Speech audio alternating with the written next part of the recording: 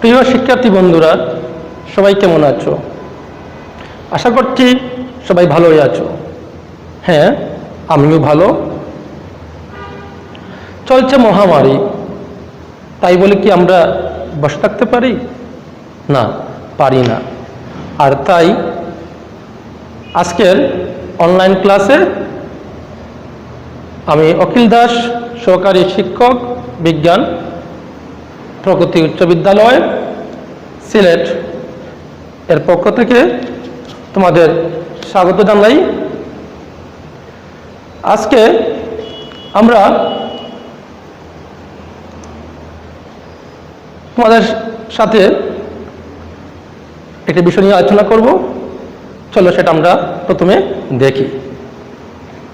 আচ্ছা, আমরা এখানে একটি বাক্স দেখতে পাচ্ছি, তাই না? এটা বাক্স, তাই না? বাক্স।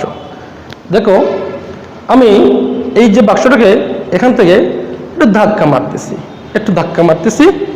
ধাক্কা মারার ফলে বস্তুটি কিন্তু এখান থেকে সরতেছে, তাই না? এই যে ধাক্কা মারলাম, বস্তুটি কিন্তু এখান থেকে এখানে আসলো। অর্থাৎ বস্তুটি আমরা যদি এখানে খেয়াল করি, বস্তুটি ছিল এখানে, ছিল এই জায়গায় ছিল। হ্যাঁ, বস্তুটি আমি যখন ধাক্কা মারলাম, বস্তুটি এখান থেকে এই জায়গায় সরছে। তাহলে তোমরা নিশ্চয়ই বুঝতে পারছো আজকে আমি কি নিয়ে তোমাদের আলোচনা করব। হ্যাঁ, তোমরা ঠিকই ধরেছ। আমরা আজকে এবং দশম শ্রেণীর পদার্থবিজ্ঞান বিষয়ের ৪র্থ অধ্যায়ের কাজ ও শক্তি নিয়ে আলোচনা করব। তাহলে আমাদের পাঠ শিরোনাম হচ্ছে আজকের কাজ ও শক্তি।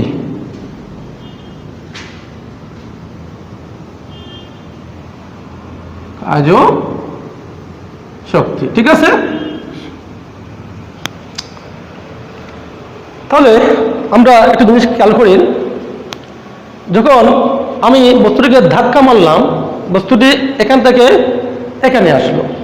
এই ধাক্কা মারলাম, এই ধাক্কা মারাটার নাম কি? হ্যাঁ, তোমরা ঠিকই বলেছ, বল। অর্থাৎ আমি এই বস্তুকে যখন বল প্রয়োগ করলাম, বস্তুটি এখান থেকে এই জায়গায় সরল, অর্থাৎ বস্তুটির সরণ ঘটল। তাহলে এখানে কি হচ্ছে? বল প্রয়োগের ফলে বস্তুটির সরণ ঘটল। কতটুকু সরণ ঘটল? হ্যাঁ, দেখো, এই জায়গা থেকে এই জায়গায় এখানে এস সরণ ঘটল। এই যে বল প্রয়োগ এর ফলে বস্তুটির এস সরণ ঘটল, ইয়াকে আমরা কি বলতে পারি? হ্যাঁ, পদার্থবিজ্ঞানের ভাষায় ইয়াকে যদি কোনো বস্তুর উপর বল প্রয়োগের ফলে বস্তুটি বলের দিকে এস দূরত্ব অতিক্রম করে, তাহলে এর মাধ্যমে করা কাজের পরিমাণকে আমরা ডাব্লিউ দ্বারা প্রকাশ করতে পারি। অর্থাৎ আমরা লিখতে পারি ডাব্লিউ সমান এফ এস। অর্থাৎ এখানে ডাব্লিউ হচ্ছে কাজের পরিমাণ, আর একটা হচ্ছে বল এবং এসটা হচ্ছে সরণ। তাহলে বল প্রয়োগের ফলে কি ঘটলো? বস্তুটি সরণ ঘটলো। আর এই যে বল এবং সরণের যে গুণফল, ওইটাকে আমরা কাজ বলে থাকি। সরণ মানে কি? সরণ হচ্ছে বস্তুর অবস্থানের পরিবর্তন। অর্থাৎ এখানে ছিল বস্তুটির ধাক্কা বা বল প্রয়োগের ফলে বস্তুটি এখান থেকে এই জায়গায় সরছে। অর্থাৎ বস্তুটি বা বাক্সটির অবস্থানের পরিবর্তন ঘটল। এইটুকুকে আমরা এই এফ মানে হচ্ছে ডাব্লিউ, ইয়াকে আমরা কাজ বলে থাকি।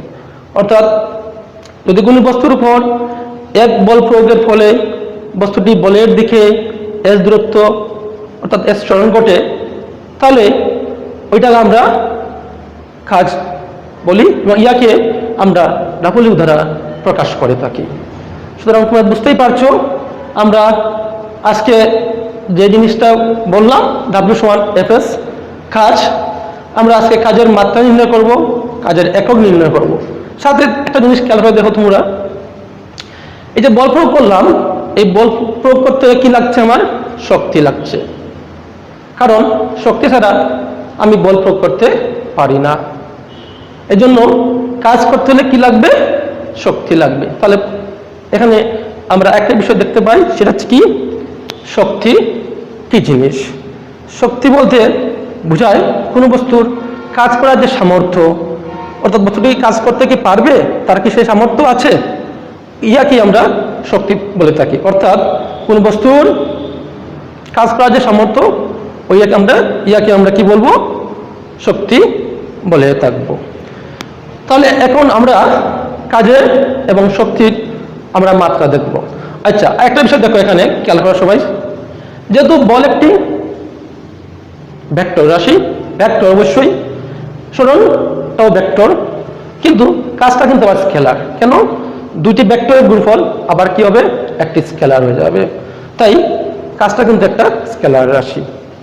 হ্যাঁ, আবার শক্তি কিন্তু স্কেলার রাশি। এটা ভালো করে তোমরা খেয়াল করবা। আমরা এখন কাজের কি বার করব? মাত্রা নির্ণয় করব। যেহেতু আমি বলছি কাজ সমান ডাব্লু, ডাব্লু কি সমান হচ্ছে এফ এস, অর্থাৎ আমরা যদি এখানে খেয়াল করে দেখি ডাব্লু সমান হচ্ছে এফ এস, অর্থাৎ কাজ আমরা আগেই বলছি ডাব্লু হচ্ছে কাজের পরিমাণ, আর একটা হচ্ছে বল, গুণ হচ্ছে এসটা হচ্ছে সরণ। তাই কাজ সমান আমরা বলতে পারি বল গুণ সরণ। এখন ভালো করে দেখো, আমরা সমান লিখছি আবার কি? বল সমান আমরা জানি কি? ভর গুণ ত্বরণ। অর্থাৎ আমরা নিউটনের দ্বিতীয় সূত্রতে আমরা পাই এফ সমান এম এ। তাহলে এখানে আমরা কি বুঝলাম? যে এফ সমান হচ্ছে এম এ, এফটা হচ্ছে বল, তাই তো? এমটা হচ্ছে কি? ভর, আর এটা হচ্ছে ত্বরণ। তাহলে বল সমান আমরা লিখতে পারলাম ভর গুণ ত্বরণ, গুণ সাথে আছে সরণ। তাহলে আমরা কি পাইলাম? কাজ সমান বল গুণ সরণ সমান হচ্ছে ভর গুণ ত্বরণ গুণ সরণ সমান। এখানে আরো খেয়াল করো, আমরা আরো খেয়াল করতে হবে আমাদেরকে, ত্বরণ মানে কি? ত্বরণ মানে হচ্ছে বেগ বাই সময়। অর্থাৎ ত্বরণ আমরা সময় কি লিখতে পারি? ত্বরণ সমান হচ্ছে বেগ বাই সময়। তাহলে আমরা এই ত্বরণ সমান লিখতে পারি এখানে বেগ বাই সময়। তাহলে আমরা পাচ্ছি কি? পাচ্ছি ভর গুণ ত্বরণ গুণ সরণ।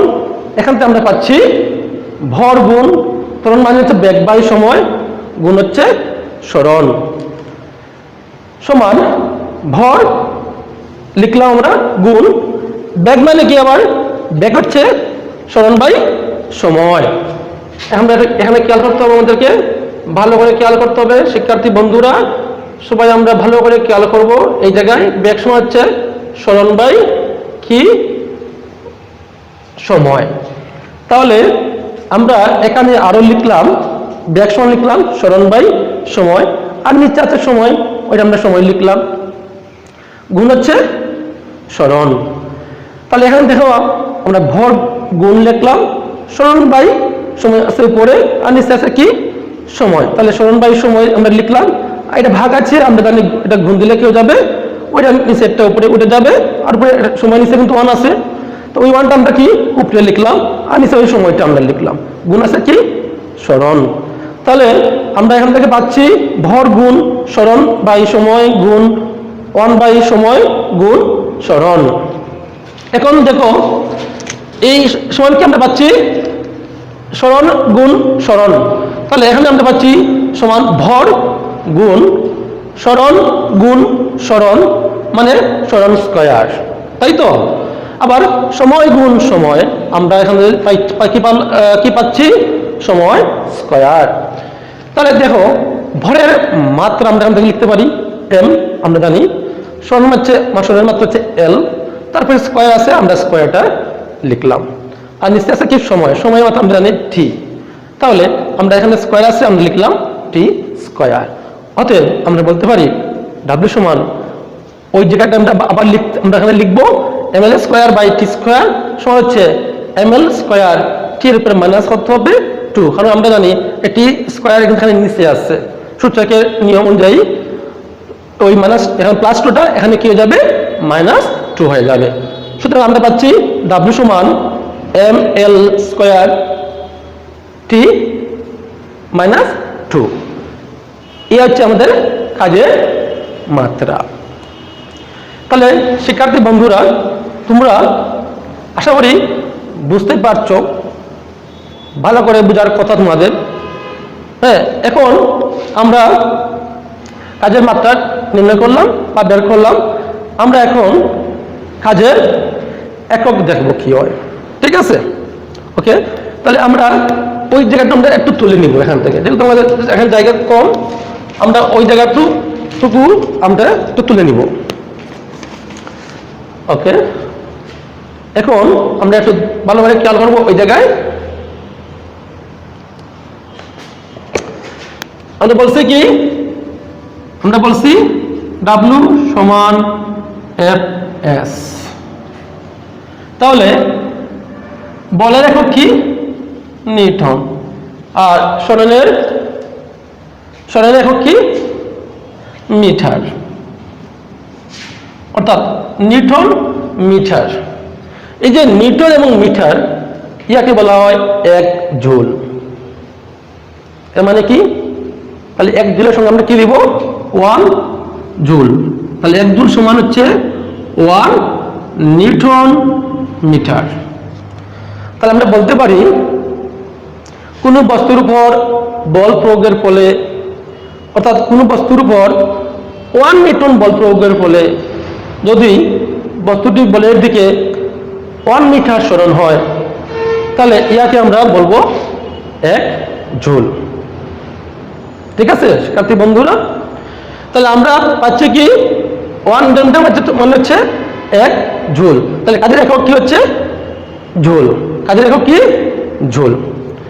এখন দেখো, শক্তির মাত্রা কিংবা শক্তির একক যদি আমরা বলতে চাই বা বলি, যেহেতু আমরা কাজ করে শক্তি উৎপন্ন করি কিংবা শক্তি খরচ করে কাজ পেয়ে থাকি, সুতরাং কাজ এবং শক্তির মাত্রা এবং একক একই হবে। অর্থাৎ কাজের যে মাত্রা ওইটা শক্তিরও মাত্রা, আবার কাজের যে একক ওইটা শক্তিরও একক। আমরা লিখতে পারি শক্তির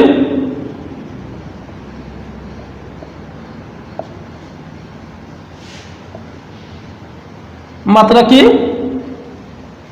কাজের যে মাত্রা ওইটা কি হবে? শক্তিরও মাত্রা হবে। আবার শক্তির একক কি হবে?